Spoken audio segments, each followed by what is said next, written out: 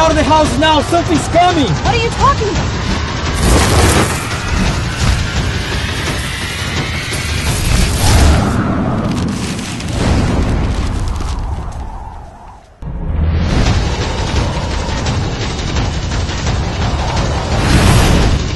Susan!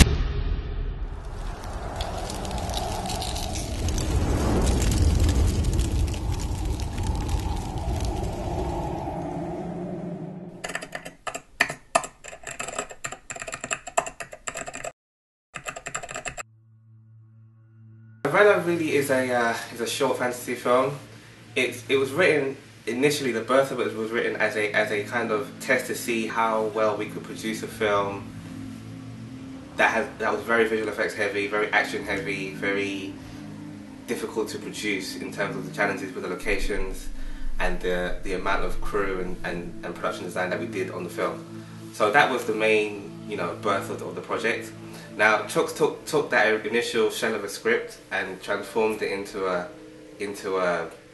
more compelling kind of fantasy film. Arella kind of came to me because I had always been interested in working on a genre-based story, and I'm predominantly interested in sci-fi and fantasy.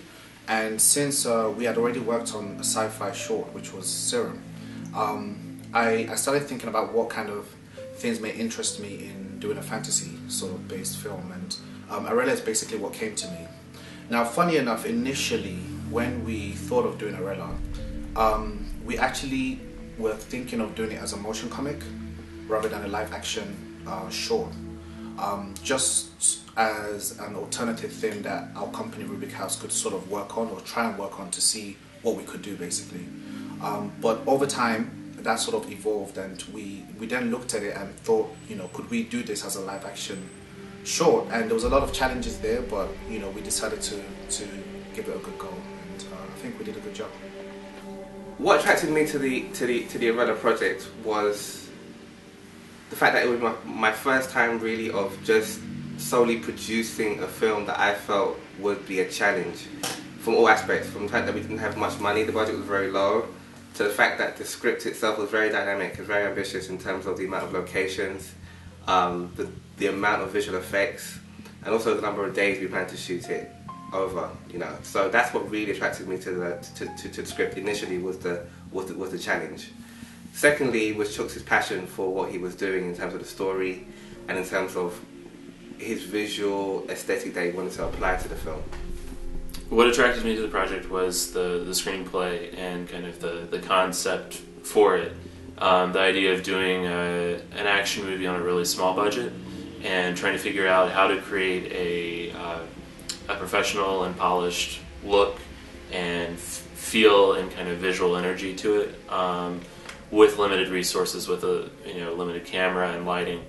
So I really saw that as kind of the challenge that I wanted to take on with the project, and kind of an opportunity to, how do you get a professional look with, ultra low budget.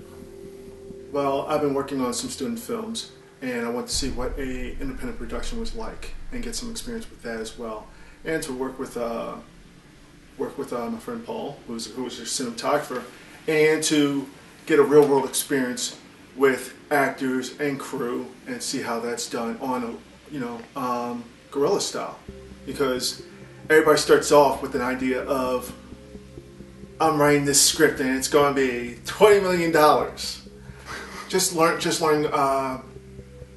how a production works in a real world environment, how you do things on the fly with some preparation of course, and how to get the most out of your production, with the minimum amount of expenditure, and to see how directors relate to actors as well. We had a very good storyboard artist who's Mo, who's also part of Rubik House, and the way we did it was that I sat down with Mo one evening, and we basically came up with the framing, the composition, and we drafted up thumbnails, which were actually done on just those sticky pads, and it was just to give him a rough idea of what I was going for, and then he now went and used those thumbnails to create the actual storyboards. So pre-production and prep on my end in the camera department. We went over the storyboards in depth and the screenplay and really talked through what the shots wanted to be, and Chuks had a really good idea how they wanted to tell it visually. With Arella, one of the main focuses was we were trying to see if we could produce something that was very high quality and something that would be almost in a way comparable to something that would come out of a Hollywood production in terms of style. Even though we didn't have the budget or the production resources to execute that. So in terms of the storyboard, we tried to be ambitious with it. We tried to include stuff like crane shots, and we tried to tracking shots across the street, which we knew would be a challenge because we didn't even have a real dolly that could do it properly. But we sort of to challenge ourselves, we made sure we storyboarded it that way, and then we tried to figure out how to do it from there. We knew we were going to be shooting on the 7D on a DSLR. Beyond that, once we looked at the storyboards and script and kind of figured out that visual language, I started developing ideas for what the look was going to be, and I knew that we wanted a lot of moving camera, that it needed kind of a really polished, slick look, and we were shooting outside. So I planned on using a lot of reflected light, a lot of natural light, in the place of having really high wattage lights. We discussed the type of equipment we're going to use, the lighting that we're going to use, the environments that we're going to be in, because there was going to be a lot of places where we didn't have an outlet. Alleyways, rooftops, when we did green screen work, and try to figure out how to economize everything and be practical about what we needed, what we're going to use, and be as efficient as possible in this production. So, the actors were incredible. We went through a casting process on Arella where we did some auditions, and the people that were subsequently chosen, there was something about the way they, something that I saw that connected with the character that I had written. For example, Sergio, is a fantastic actor. I noticed from his audition process that he was a very physical actor. I thought was very interesting the fact that all these characters flying away and everything was new for me. So I was I set my expectations very high, and with how they would get it done with the scenes and everything, and while we were shooting, I must say was very interesting to see everything being done. All right, on 3, 2, 1, action! Boom! That was it. Well, when I first read the script, it's funny actually because I got the sides first, for the audition, and when I got the email, I had everybody's side, so I got a little curious. And so I was reading everything. I was just gathering the whole dynamic, basically, of the characters and between the characters and what's going on. And basically, Nick was just a concerned guy. His best friend's getting stalked. So much so to the fact that the guy that's actually stalking him has been standing outside of his window, observing him for God knows how long. But yeah, he just seemed very, very intense, very concerned type of guy, looking out for his friend, and that's what I tried to bring to it. Well, I mean, the character of Hinson is just, it's quiet, bleak, really doesn't have any lines throughout the whole movie, so it's more or less just reactionary acting.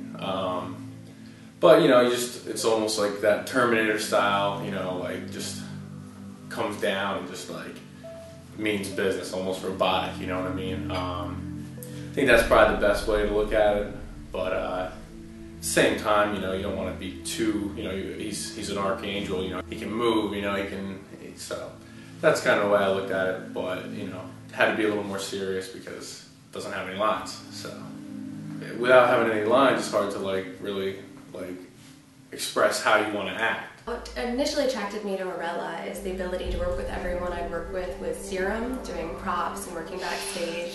It's a great crew, so when they told me they were doing something with more of a fantasy, sci-fi element and stepping up the independent movie project to a whole new height with all those special effects, I was in right away. The first time I read the script, I noticed that the character had very few lines for being such a strong character, being the only female character on. But the biggest thing I liked about it was the character's transition, starting initially from a businesswoman who comes home with a very almost strict and sternness to her, being, I guess, a lawyer or that kind of job, and then transitioning into a supernatural being with powers she had no idea of. And that transition from a lower level human being, 9 to 5, to a supernatural being who carries the bad guy off into the sunset. Awesome transition. So that was my main focus when I was looking into the character.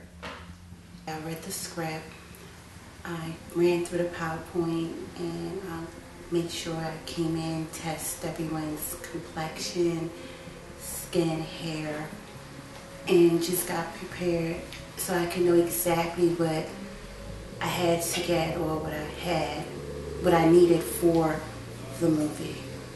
Well, right off the bat, being blonde was a huge transition for me. Going from being a brunette my whole life, maybe a little bit of reds, but definitely not a platinum blonde, it was a shock. So you knew right off the bat I was in character. It was completely different. But initially I had to try to keep it a little more understated. So Hermione did a nice job giving me lighter makeup, making it pretty natural, making me feel natural as a blonde.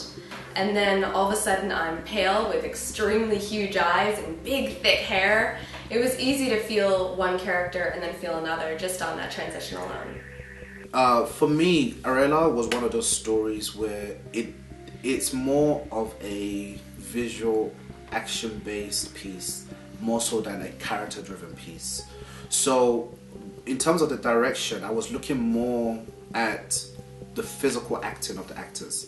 So I think that one of my favorite scenes in directing and in having all of the pieces come together to look cinematic was a lot of the alleyway scenes, the shots in the alleyway. In particular, the shot where we show the character Sergio is playing, his reaction to the handsome character flying off, you know.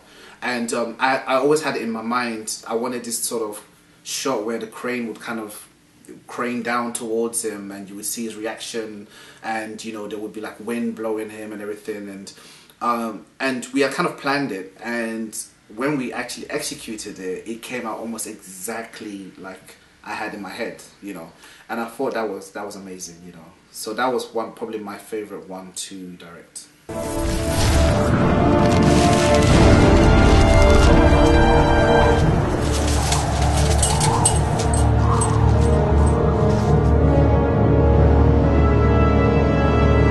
Susan!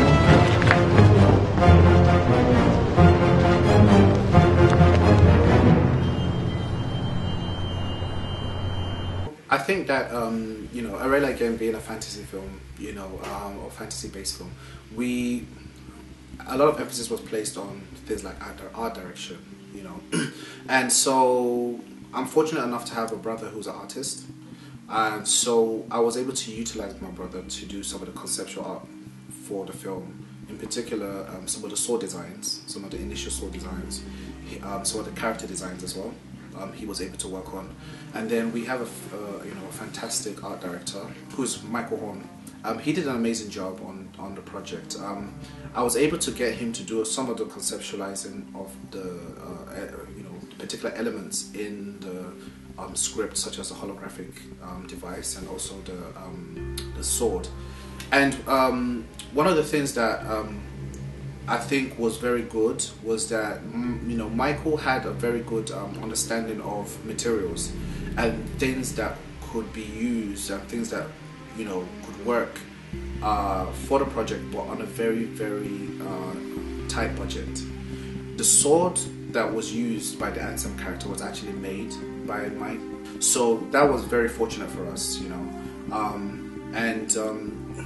The holographic device was also made by Michael Horn as well. just the plate of it. You know, the rest of it is pretty much a VFX based shot.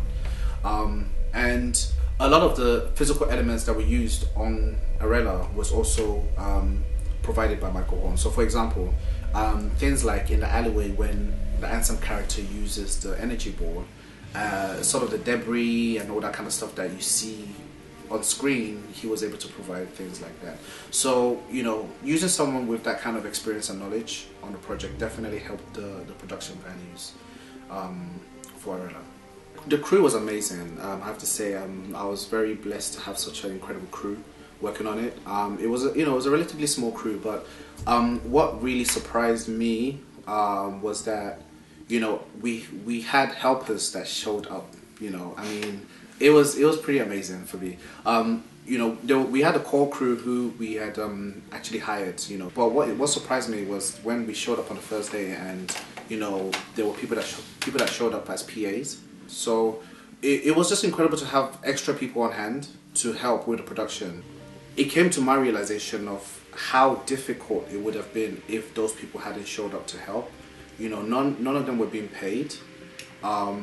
They just gave up their time to come, and they really supported the vision of the project. You know, and that surprised me a lot. You know, and I don't believe that the quality of the film would have come out the way it came out if we didn't have those people on board. So that was definitely a blessing for the project. One of the most important crew members for any film is the cinematographer, you know, particularly for the director, because, you know, film is a visual medium. So it was very important that I have someone who really understood what I was going for with the film. And Paul Hinson, who's our cinematographer on the project, he really had a good understanding of what we were going for in terms of the visual style of the film, and he had a wealth of experience that he brought with him to the project. One of the things that we did was, when we first hired him, you know, I had an initial meeting with him, and we kind of went through aspects of the script, aspects of the storyboard, some of the locations that we already had in place, which I took pictures of and I was able to send. You know, we were able to sit down and kind of go through it. And for me in particular, it was very important. It was very helpful because this is the first short film that I'm shooting with a crew where I'm not acting as the DP myself. So I found that it helped me to focus a lot more on the story and also on the actors and on other things, you know, because he was able to sort of understand what I was going for visually and then go about setting it up with the camera crew that the camera team that he had as well. So I really appreciated that, his experience and his knowledge of cinematography. So the biggest challenge was the limited schedule we had, and the budget. I mean, those things go together. So we were both working really quickly, and we were working with a small crew and a small set of resources, and we were working on outdoor kind of uncontrolled situations. So because of that, we had to be really kind of light and mobile and kind of guerrilla. Like you just move around and figure out the way that's going to work with the traffic and the people that are there. Set your camera up and try and get the best shot you can. So it's a lot of thinking on your feet, and also thinking about the story while you're thinking about on your feet, so that you're still getting the shots you need, but you're getting them in a way that kind of optimizes your location, and optimizes the schedule you're working with. So it really worked that we had a light amount of equipment and that we had a small crew, because we could be really flexible like that.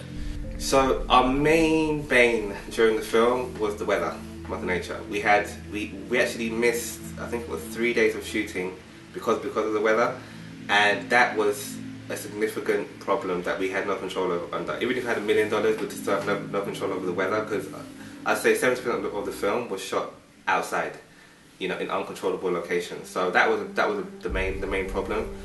Mother Nature was our biggest opponent, because especially during our outdoors, of course, the sun rises and sun sets, and so we were fortunate enough at that time of the year where we had enough daylight to get what we needed to do. One of our last shoot days, we were shooting on a rooftop balcony. We had been shooting all day, and we were starting to lose light. And we still, this was one of our last shoots, so we had to get this while we still had the actors. So we ended up having to bring in all our lights and pump it up to match the daylight that we'd had before. So we fortunately had just enough lights for that, and we just lined up 3 lights from the direction we had the sun before, had those beaming in. We were also working with the problem of matching the tungsten light to the daylight, so we had to gel all of those lights. But it was a challenge to kind of to mimic that light. Arella has a lot of visual, VFX shots in it, and we knew going out that would be a challenge. So having worked on a first short film, which was also VFX heavy, which was Serum, we kind of had a little experience going in. So one of the things we did was we carefully storyboarded the short film, and in particular we made sure that the storyboards for the VFX shots were sort of locked. The VFX supervisor, who was Chidi, who was also the producer on the project, I sat down with him, and we were able to, he was actually able to produce a VFX dossier, which is basically taking all of the shots, VFX shots from the storyboard, and going into detail on exactly how we would shoot it, what elements were needed for it, what the approach would be. And I was able to sit down with him and sort of discuss the direction in which we wanted it, the vision for those particular VFX shots. And so I think that helped a lot, so that when we actually came to shoot it on the day, we had a lot of reference material that we could look at to help guide the process. The visual effects supervision of the film involved a lot of pre-planning. Our storyboard artist Mo, he did an amazing job with Chuks to sit down and really plan out the storyboard.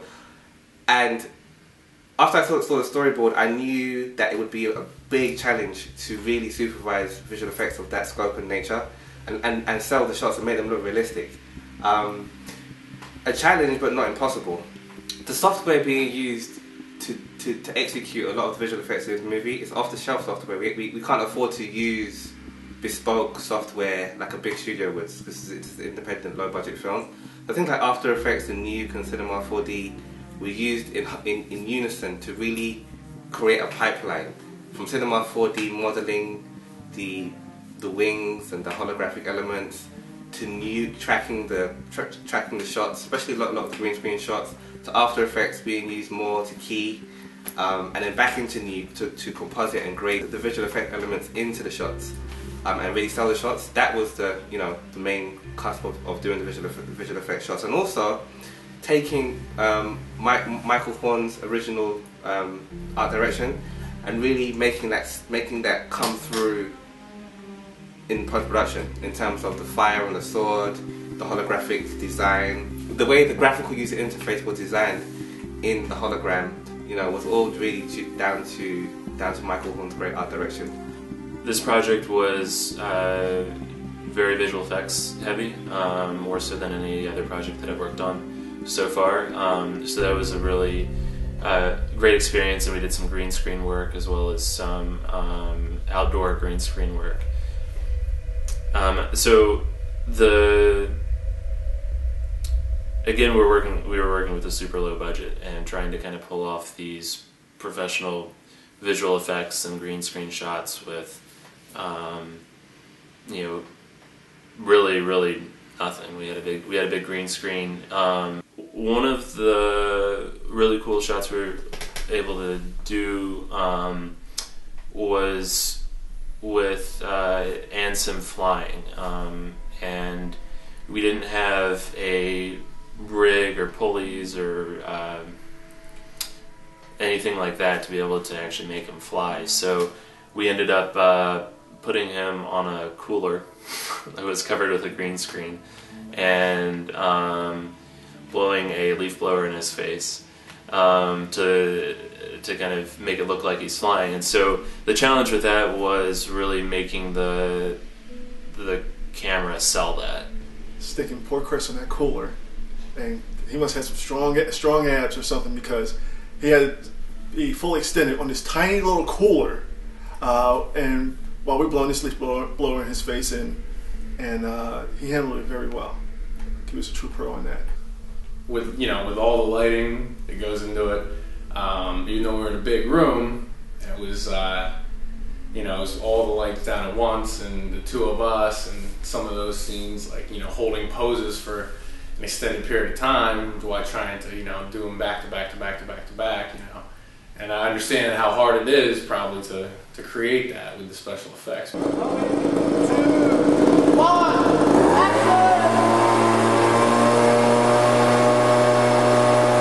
I never thought I'd be flying by laying on somebody. That was an unexpected experience. But I really liked the creativity brought to the table with the strings that were flapping and all the little elements of the different ways to turn the fans on to look like we were really in the air. That took a lot of creativity on the part of a lot of people to make that happen. So I was impressed. We got several different angles on it, but we also had to make the lighting convincing.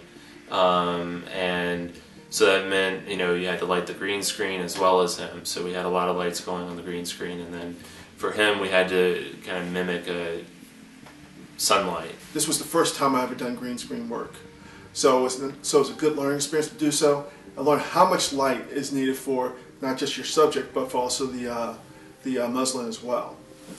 That was a big learning experience to do.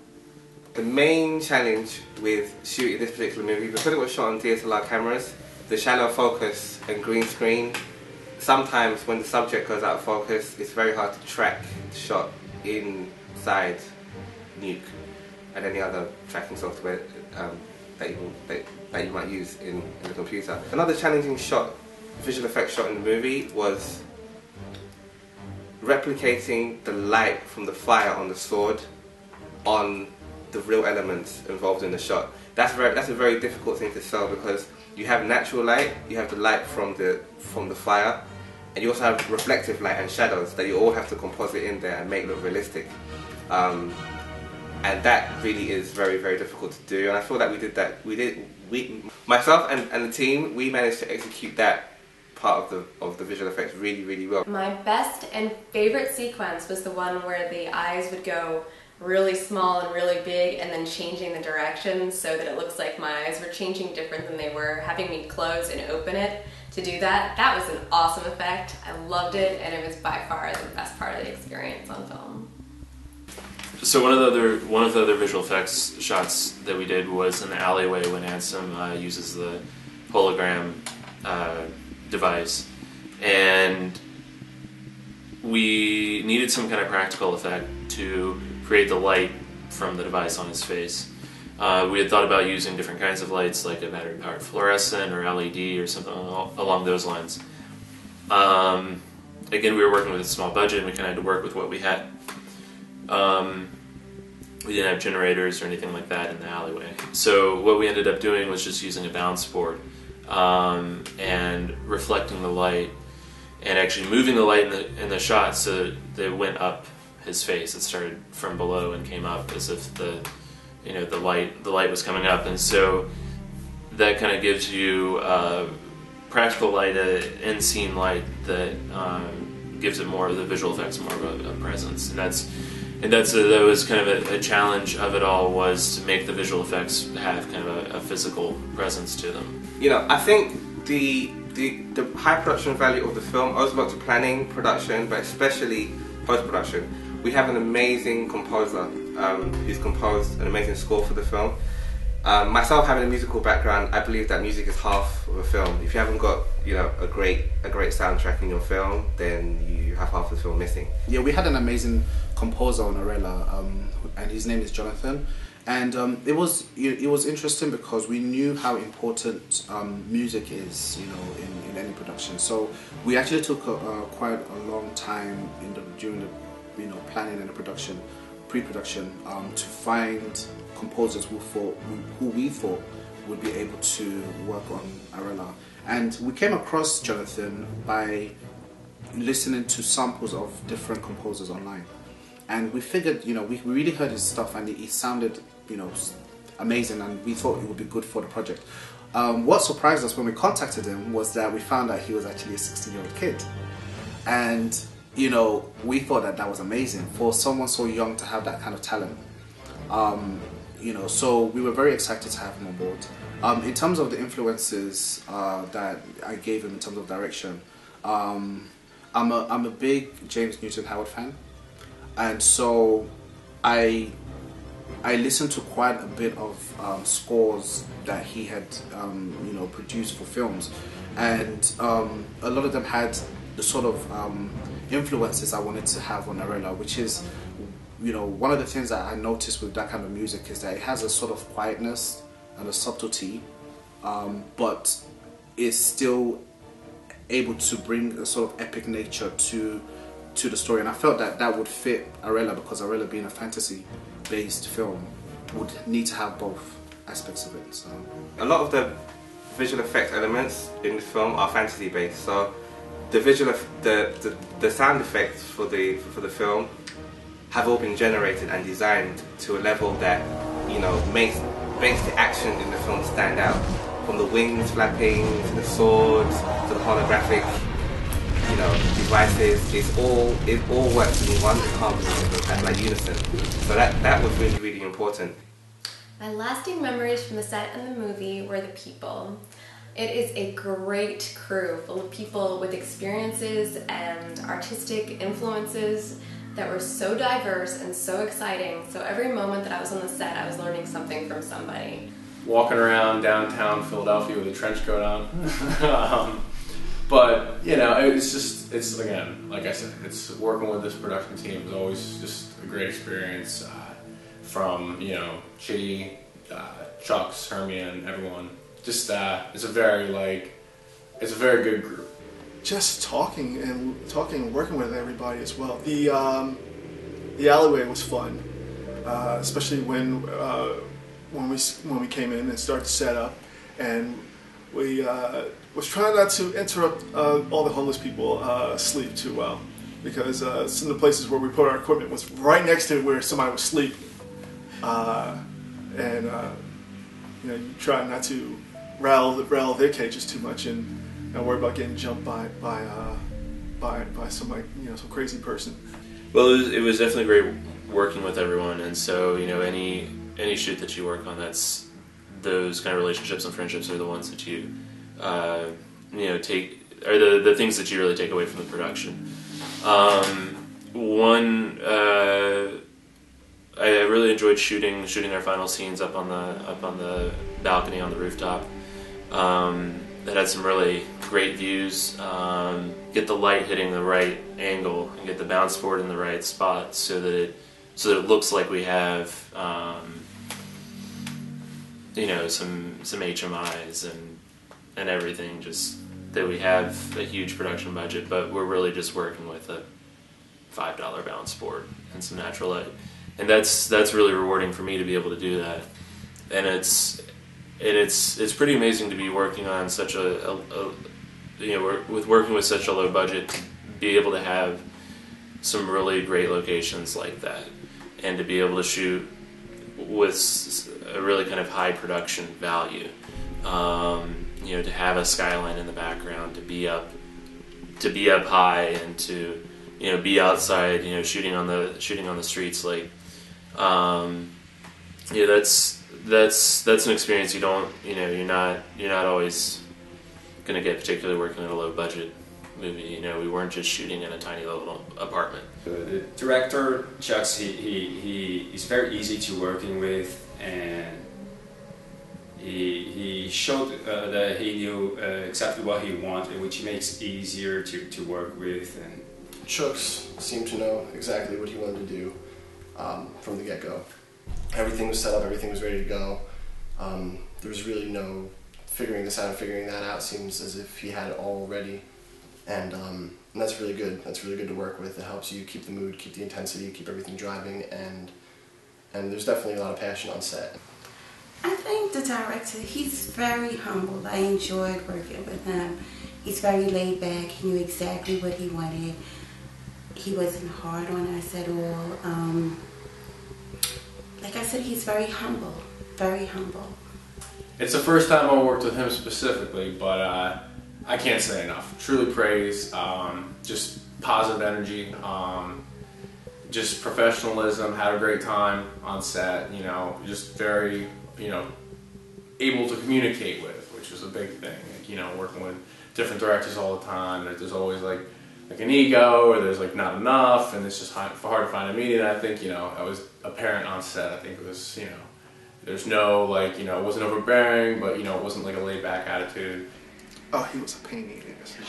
No, actually, it was really cool to see how it was done, and you know, he wasn't away in some sort of trailer or, you know, getting his hair done or fixing his nails or whatever. He was right there with us, sitting there 5 o'clock in the morning before the sun's up, and you could tell that he had passion for it. This was his baby. So it's fun working with somebody who actually gives a damn about what they do, and not half-assing it at all. So it was fun watching the things that you learn in class, but something like the way I learn is observation and real-world experience, and nothing can beat that. So watching how he handled the preparation, handled the actors, and handled our schedule as well. So that was really cool to work with. Well, we've fought constantly, and I don't think it's gonna be a good working. No, it was awesome working with Chuks. He, you know, he really had fun with the process, I think, and he was really excited to be shooting, and I think we had a good crew all together that he was kind of able to bring together. So it was a really good process. You know, it was long days, and you know, a lot of, you know, again, thinking on your feet and trying to make things work. But you know, Chuks did a really good job of thinking through that, knowing what the story was and knowing what he needed, and just being able to really quickly talk through with me, okay, what are the shots, so that I could make sure that I got those for him. The director brought a very interesting perspective. He was trying to do something completely different than what had been done before.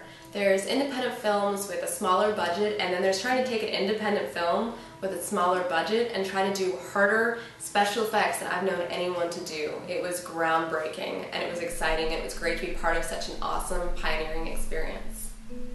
We had a very small budget to work with initially that we raised ourselves internally within the big house, but we also managed to use a website called Kickstarter to raise an additional amount of funds, set funds, and you know, that added to the overall budget of the film, which helped with things like buying food and transporting the crew, and you know, buying a few pieces of equipment. Now, I would say that for our next film, we would definitely need more money to execute our work, because it does take, you know, a significant amount of money to really execute a film. But that can be mitigated by pre-planning, and also by hiring a very inventive crew that can brainstorm, you know, how to overcome challenges that appear in the script. So we definitely plan on submitting the film to film festivals around the US and around the world. Also, Chuks has written a treatment for a feature-length version of Arella, which we would like to, you know, use the short film as a pitch to get the feature film financed, because the feature film goes more into what Arella is and who Arella is and what the meaning of the whole Arella concept. The whole concept of who these characters are, why, you know, the Hinson character is tracking this person, you know, there's a whole backstory to it, and kind of like a whole world that goes with it. So we definitely want to explore expanding it into a feature-length film, and we feel like using the short film that we've produced and maybe a treatment, maybe even a script, we may be able to try and get financing to actually execute it into a feature-length movie. So that's the current plans for Arella.